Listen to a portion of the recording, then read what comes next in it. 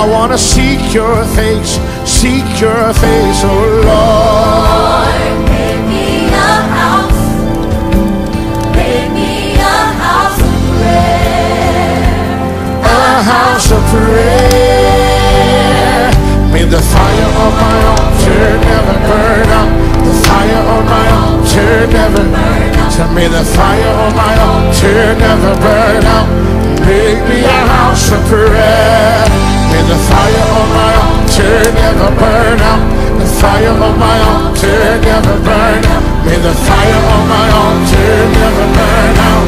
Make me a house of prayer. We say, Lord, make me a house. Make me a house of prayer. Lord, I want to seek your face, oh Lord. Make me a house. Make me a house of prayer. A house of prayer. May the fire of my altar never burn out. May the fire of... Bonjour, bonsoir mesdames et messieurs, soyez les bienvenus à notre émission Apprendre à prier. Nous vous demandons de vous asseoir confortablement. Vous recevrez certainement la grâce, la faveur, la bénédiction que Dieu a prévue pour vous au travers de ces moments. Je rappelle que vous êtes en ce moment connecté à la page de l'apôtre évangéliste Georges Olivier Mbazabois et nous vous demandons par la même occasion, puisque vous êtes connectés, de pouvoir rendre ces moments disponibles à tout le monde pour que chacun en reçoive la bénédiction. Donc partagez ces moments, invitez les gens à se connecter, partagez dans les groupes, partagez individuellement, partagez votre statut publié. Voilà, afin que tout le monde en reçoive l'édification et la bénédiction. Nous voulons commencer maintenant pleinement ces moments, mais avant nous allons pouvoir prier afin de recommander ces moments entre les mains de Dieu. Seigneur, nous ne sommes rien et nous ne pouvons rien sans toi. Nous te remercions pour la vie que tu nous donnes en ce jour, la santé, le mouvement et l'être. Toutes ces choses sont des grâces et des faveurs que tu nous accordes. Alors que nous sommes en train de suivre ces moments et de passer ces moments, Saint-Esprit, viens prendre le contrôle, viens guider ces moments, viens envahir, viens influencer, viens parler à nos cœurs, viens nous changer, viens nous motiver, viens nous booster, viens nous amener à aller de l'avant, viens nous requinquer par la puissance du nom de ton Fils. Nous soumettons ces moments à ta présence, à ta puissance. Nous cassons tout ce qui n'est pas de toi.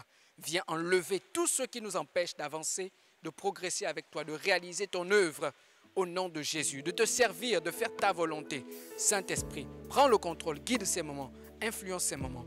Dans le nom de Jésus, nous avons prié et nous disons Amen. Je rappelle que je suis l'évangéliste Ariel Olamba, l'un des fils spirituels de l'apôtre évangéliste Georges Olivier Mbazabois. J'ai oublié de le dire tout à l'heure, donc j'ai profité de l'occasion juste après la prière de pouvoir le rappeler. Good. Alors asseyez-vous confortablement, vous recevrez encore la bénédiction de Dieu. Vous recevrez la bénédiction de Dieu comme l'émission précédente. Dieu va vous bénir, Dieu va vous aider à gagner plus d'âmes, Dieu va vous aider à gagner plus de personnes, à encadrer plus de personnes, à avoir plus de victimes spirituelles. La grâce de Dieu va se manifester, Dieu vous communique la sagesse pour savoir comment gagner des âmes. Rekabashikata. Gloire à Dieu.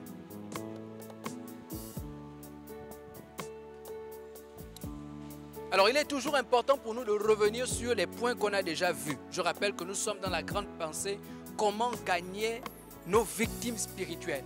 Comment pouvoir les gagner. Comment pouvoir les attraper. Voilà. Je vais toujours faire le rappel pour que les gens puissent avoir, n'est-ce pas, les idées claires par rapport aux points que nous sommes en train de donner et que nous avons déjà donné. Parce que ce que nous donnons n'est qu'une suite de ce que nous avons déjà commencé à donner. Donc, nous avons vu en première position, nous avons vu que nous devons être animés. C'est le premier point. Être animé d'un certain type de pensée positive.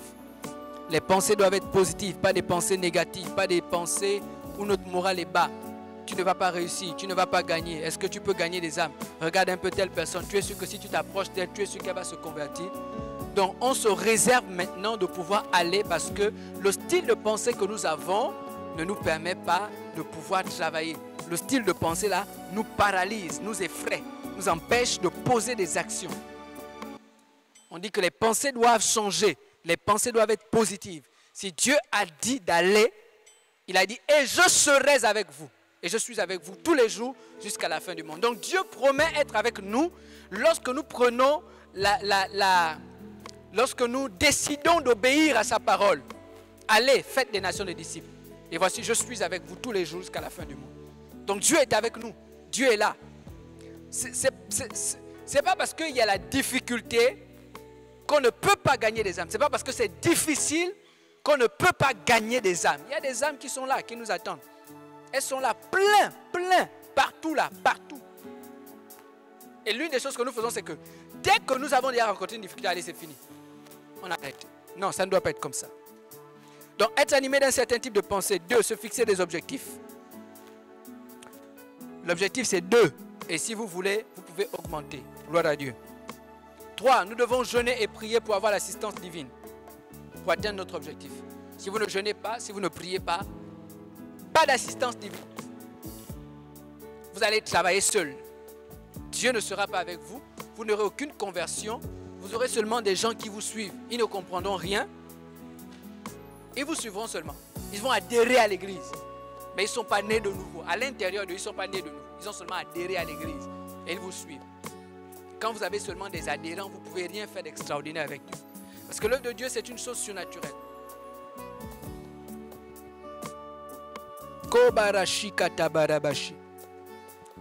Quatrièmement, nous avons dit que vous devez vous-même aller sur le terrain.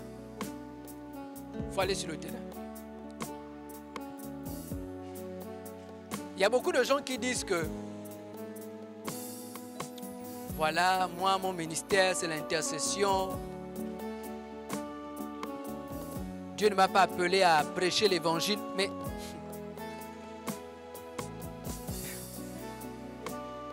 je ne sais pas d'où ça sort.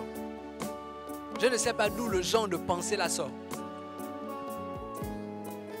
Quand le diable travaille dans votre vie, il vous empêche de réaliser ce que vous devez réaliser. Il vous empêche de faire ce que Dieu veut que vous puissiez faire. C'est le ministère de qui? À gagner les âmes, c'est le ministère de qui? C'est le ministère de tous les chrétiens. L'ordre dit allez. Il ne parle pas aux hommes de Dieu seulement. Il parle à tous les chrétiens. Et dans le Nouveau Testament, c'est tous les chrétiens qui étaient engagés dans l'action de gagner des âmes. Tous les jours, tous les jours, tous les jours, tous les jours, tous les jours. Je vais vous montrer le passage qui le dit. Tous les jours, ils annonçaient l'évangile. Tous les jours.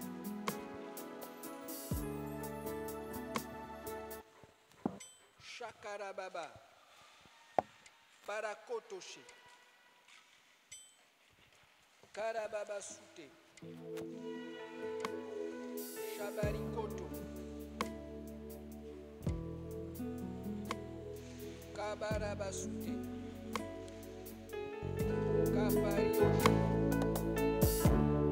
Regardez ce verset, le chapitre 5, le verset 42. Écoutez. Écoutez. Et chaque jour, le texte précise bien, chaque jour, dans le temple et dans les maisons, il ne cessait d'enseigner et d'annoncer la bonne nouvelle de Jésus. C'était chaque jour. Ils enseignent et annoncent la bonne nouvelle de Jésus. Chaque jour. Qui faisait ça? Les croyants, les membres de l'église, tout le monde, avec les pasteurs, les apôtres, tout le monde, les anciens, tout le monde mélangé. Tout le monde mélangé. Ton ministère, c'est aussi prêcher l'évangile, annoncer, gagner des âmes. C'est aussi ça ton ministère. Ça, c'est inclus dans ton ministère. Ton ministère, ce n'est pas seulement prier. La prière sans les actions est une prière morte. Une prière faible. Une prière qui n'atteindra pas ce pourquoi elle est en train d'être faite là. Elle ne verra jamais ça se réaliser. En même temps que vous priez, vous devez poser des actions. Si vous priez pour que les âmes se convertissent, vous-même allez-y sur le terrain pour voir votre prière être exaucée. Donc vous devez vous-même aller sur le terrain. C'est votre devoir en tant que chrétien, c'est votre responsabilité. Rekaba, Shabarabase. 5. Ne vous découragez pas face aux obstacles. Les obstacles, les difficultés, les problèmes. Hein? Les problèmes, même si ce sont les problèmes de la vie. Hein? Ça ne doit pas vous décourager, vous empêcher de continuer le d'un évangéliste et d'atteindre votre objectif. Gagner des victimes spirituelles. 6. Toujours jeûner, prier pour avoir l'assistance divine. Toujours. Donc vous priez avant, vous priez pendant et vous priez après. Priez avant, priez pendant et vous priez après. Vous priez avant, priez pendant et puis vous continuez de jeûner et de prier. Même quand vous aurez déjà des personnes autour de vous, même quand vous aurez déjà 10 personnes autour de vous, comme ça vous avez évangélisé, et il y a 10 personnes comme ça que vous suivez, que vous encadrez, vous êtes en train de les entraîner. Hein?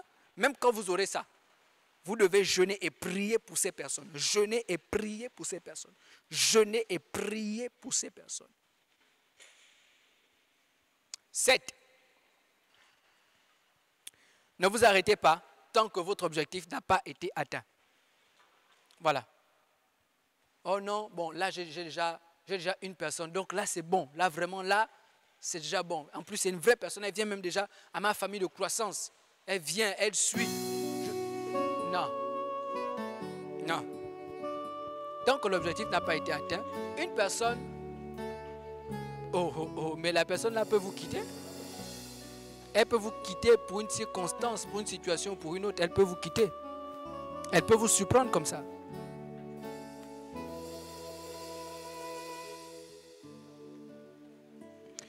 Huit, nous avons dit, réfléchissez. Nous avons dit, observez, réfléchissez et adoptez l'approche qui convient le mieux pour évangéliser votre groupe cible. On a vu que vous devez beaucoup observer comment le peuple réagit. Comment le peuple réagit. Les gens que vous évangélisez, comment ils réagissent par rapport à votre approche. Vous devez voir s'ils sont réfractaires, s'ils vous insultent, comment ils réagissent. Et vous devez pouvoir avoir la sagesse de réfléchir pour trouver l'approche qui convient le mieux, pour pouvoir les aborder, pour leur prêcher l'évangile et pour les gagner. Vous devez le faire. Si vous ne le faites pas, vous allez perdre votre temps avec la même méthode, la même approche, et puis vous allez dire, mais pourtant je fais ceci, mais pourtant je jeûne, mais pourtant je prie, mais je n'arrive pas à comprendre pourquoi est-ce que... Non, c'est parce que vous ne vous arrêtez pas pour observer, pour regarder, pour réfléchir et pour adopter la méthode ou l'approche qui convient le mieux. Aujourd'hui, nous allons voir le 9e point. Le 9e point dit ceci.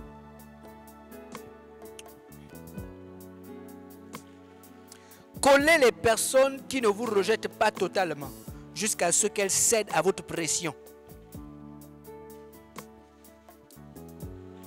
Collez les personnes qui ne vous rejettent pas totalement jusqu'à ce qu'elles cèdent à votre pression. Collez les personnes qui ne vous rejettent pas totalement jusqu'à ce qu'elles cèdent à votre pression.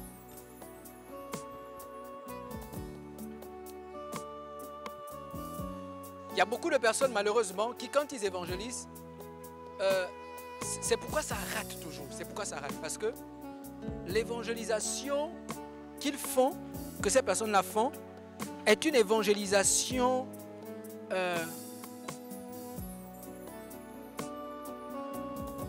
je vais dire faible en fréquence. C'est une évangélisation qu'ils font à des moments. Il ne faut pas cette évangélisation de manière constante, régulière.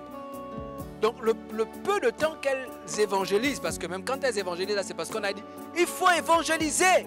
C'est parce qu'on a dit ça dans l'église, que non, à la fin de l'année, on va évaluer. Puis on dit non, personne ne rentre ici s'ils amènent des âmes. Donc les gens évangélisent par condition. Ils ne le font pas toujours de plein gré. Ils ne le font pas toujours de plein gré, de manière volontaire. Ce n'est pas toujours ça. Ce n'est pas qu'ils ont pris la chose de manière personnelle pour dire, moi je vis pour gagner des âmes, pour faire entrer les gens dans le royaume de Dieu, dans la vie éternelle. Ce n'est pas qu'ils vivent pour ça. S'ils vivaient pour ça, ils allaient évangéliser tous les jours. Mais ce n'est pas le cas. Donc le fait que ces personnes-là font l'évangélisation à des moments, vous voyez un peu non, à des moments, ça peut être une fois dans le mois. Donc les personnes qu'elles vont rencontrer dans l'évangélisation, ce qu'elles vont faire, c'est qu'elles vont s'accrocher à elles. Comme si ces personnes-là étaient destinées à la vie éternelle. Donc elles sont maintenant là et disent non, mon parent, tu perds ton temps. Tu perds ton temps. Tu perds ton temps parce que peut-être que cette personne-là, Dieu n'a pas prévu qu'elle se convertisse là, à cette période-là. Tu perds ton temps parce que peut-être même cette personne-là va aller en enfer. Donc tu es là, tu insistes, tu prends toute ton énergie, tout ton temps, tu dépenses ton argent pour une personne qui à la fin va aller en enfer. Tout ton temps, hein, tout ton temps, tout le temps de ta vie. Tu utilises ça comme ça pour une personne qui va aller en enfer. Alors qu'il y a d'autres personnes. Il y a des gens, quand on évangélise, ils nous rejettent.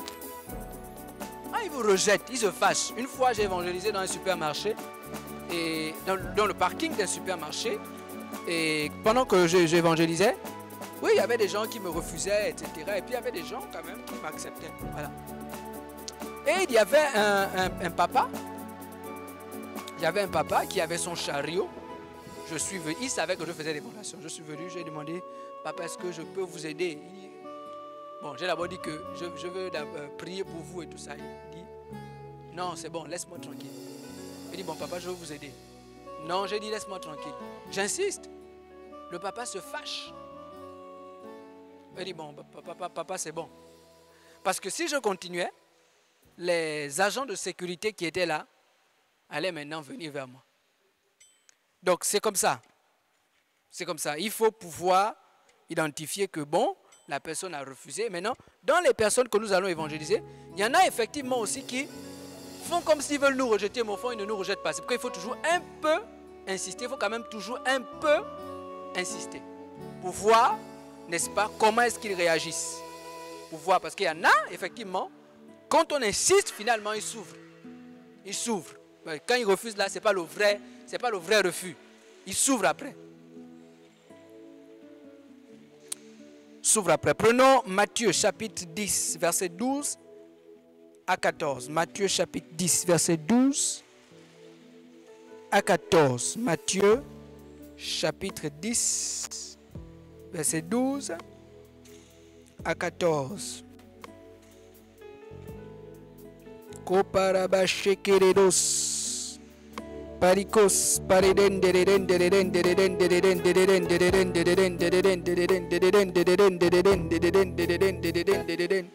Soparika shabaraba sotoroboshike rakaba. Le texte dit ceci, verset 12. En entrant dans la maison, saluez-la, et si la maison en est digne, que votre paix vienne sur elle. Mais si elle n'en est pas digne, que votre Père retourne à vous. Lorsqu'on ne vous recevra pas et qu'on n'écoutera pas vos paroles, sortez de cette maison ou de cette ville, secouez la poussière des pieds. Donc Jésus avait un principe simple. Le principe, c'est que quand il envoyait ses disciples sur le terrain, ses disciples devaient bien pouvoir identifier ceux qui les recevaient de ceux qui ne les recevaient pas. Et il avait donné des instructions sur ceux qui devaient les recevoir et ceux qui ne devaient pas les recevoir. Donc Jésus même, lui-même, il accepte, il admet que parmi toutes les personnes vers qui nous allons aller, il y a des gens qui vont nous rejeter, il y a des gens qui vont nous accepter. Qu'est-ce qu'il faut faire? Il faut s'accrocher sur les personnes qui vont donc nous accepter, qui nous acceptent, qui ne nous rejettent pas totalement. Je souligne bien totalement parce qu'il y a des gens qui peuvent nous rejeter. C'est un faux rejet. Donc il faut insister pour voir comment... S'il persiste dans son refus, ok. Mais tant qu'il ne persiste pas, vous insistez. Vous continuez. Et vous allez voir qu'il y a des personnes que vous allez gagner comme ça. Donc vous devez insister. Vous devez coller ces personnes. Vous devez les appeler. Prendre des rendez-vous. Aller les visiter chez eux. Connaître chez eux. Aller prier pour eux. Toujours prêcher l'évangile. Vous devez insister. Jusqu'à ce que ces personnes cèdent à votre pression. Vous devez tout faire. Elles ne vous rejettent pas totalement. Elles ne sont pas contre. Elles ne vous ont pas dit, bon, maintenant j'appelle la police. Non, elles n'ont pas dit ça. Elles n'ont pas dit ça. Elles sont là. Elles vous appelez, elles décrochent, elles répondent à vos messages. Ils disent, non, je ne veux pas qu'on se voit. Mais elles répondent à vos messages. Il faut insister. Il faut continuer. Il ne faut pas laisser. Et vous allez voir que ces personnes-là vont se convertir. Je souligne au passage que quand je dis que vous les collez et que vous insistez, ça ne veut pas dire que vous arrêtez d'évangéliser. Vous devez continuer d'évangéliser. Mais dans les personnes que vous avez déjà évangélisées, il y en a qui auront cette attitude-là. Ce sont ces personnes-là que vous devez coller. Parce que vous ne savez pas d'où ça mord. Le semeur sort pour semer. Il ne sait pas où ça va mordre. Donc, c'est pourquoi il faut insister, etc. Gloire à Dieu. Magnifique. Il faut coller les personnes qui ne vous rejettent pas totalement. Il faut les coller, il faut insister, il faut mettre la pression. Rakaba. Sabaraba shikaraba bande de boss. Rekabande. Nous allons prier maintenant. Rekaba suparaba sheke. Que Dieu nous donne la sagesse d'insister, de continuer malgré le refus de certaines personnes. Un faux refus. Nous allons prier afin de continuer d'insister. Dieu nous donne de nous focaliser sur ces personnes, de nous concentrer sur ces personnes afin d'exercer une pression pour que ces personnes cèdent. Élevons nos voix et commençons à prier. Élevez vos voix. Prions, prions. Au nom de Jésus, Rabba Shakaba, Kabara, Sataramande Debos, Rekabande. Kabariko Shakamanteriko, Sabaraba Sentereba Konda, Rikabande, Rebos, Baredende, Siberedende, Siberedende, Siberedende. La force de Dieu, Seigneur, tu me donnes la force de me concentrer. Parmi toutes les personnes que j'ai déjà croisées, que j'ai déjà évangélisées, Seigneur, il y a des personnes qui ont été ouvertes. Je n'ai pas pris la peine de me concentrer sur ces personnes. J'ai juste fait l'activité d'évangélisation. Seigneur, cette fois-ci, je veux arrêter d'agir de la sorte. Je veux me concentrer sur les personnes dont tu as ouvert le cœur. Les personnes qui ne me rejettent pas totalement. Des personnes qui sont ouvertes. Des personnes qui veulent même, Seigneur, que je revienne chez eux pour prier avec eux, pour les encourager dans la foi, pour les aider à te connaître. Au nom de Jésus. Rakaba, Sabarabako, Simandereba Kondaraba Kande. Rikabande de bakonda da basanda da bakinde, rukabande de basanda da bakanda da basonto, rikabande de basonto da bokinde le bakande, rukabande de basonta da bakanda da basunte, rikabande de basonta da bakande, rokabashika tarabande ke, rekoto pradigo sobrondo luprede, semanterico shabande ke, le pradico so paredo so fe. Caramante ricoche che mande de basonta, paredende, paredende, paredende, paredende, paredende, paredende, paredende, paredende, recabande, paredende, paredende, paredende, paredende, paredende, paredende, recabande, rebos cabande de bos cabarabasunte de bacande, paredende, paredende, paredende, rucaterios, camanda rabasunte de bacande, remante rico, chamante rico, rakaba, donne-moi la force de me concentrer, de pouvoir les attraper, de pouvoir insister, de pouvoir exercer la pression au nom de Jésus, afin que je puisse les arracher des mains du diable.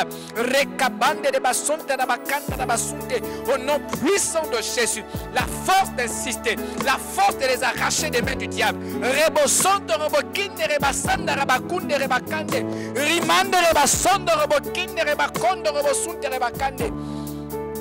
Caprodos, caprodos, caprodos. Pradegebrost, caprodos, pradegebrost, caprodos, capradegrebrost, robo souterremande, ribosh, kerebonda, sabras d'aleko, chaman de l'écho, chaman de l'ebasson, talabakande, ricabande, au nom de Jésus.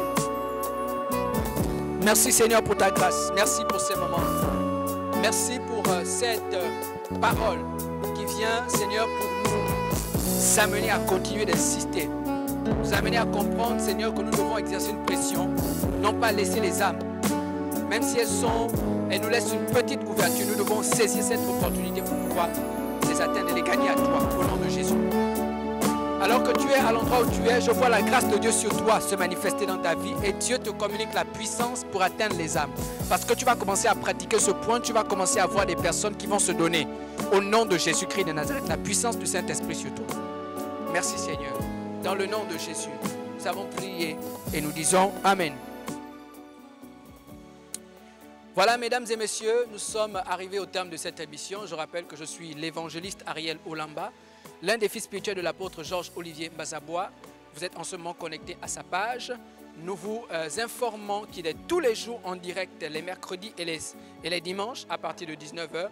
Nous vous recommandons d'être connectés et d'inviter aussi le maximum de personnes à être connectées, de partager aussi les merveilleux moments que nous pensons avec notre Père spirituel. Pour l'heure, j'en ai terminé. Passez une très bonne journée, une très bonne soirée et que Dieu vous bénisse.